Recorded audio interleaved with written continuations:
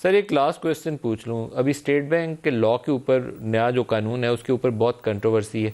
آپ کیا تجویز کرتے ہیں, ایسا ہی قانون ہونا چاہیے یا نہیں ہونا چاہیے؟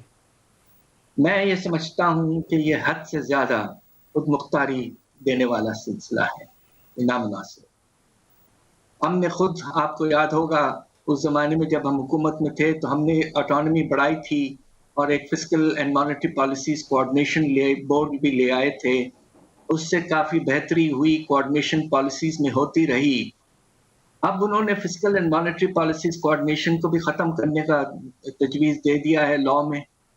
دوسری طرف صرف افراد کے زر پہ رجحان یقیناً میں مانتا ہوں کہ بہت اہم ہے, مگر آپ کو یہ بھی تو سوچنا ہے کہ روزگار بھی تو دینا ہے.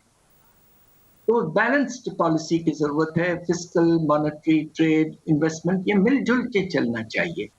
یہ بالکل ہٹ کے ایک درست. ادارہ نامناسب ہے. اس لیے میں سمجھتا ہوں کہ یہ حد سے زیادہ خود مختاری دی جا رہی ہے اور یہ نامناسب ہو.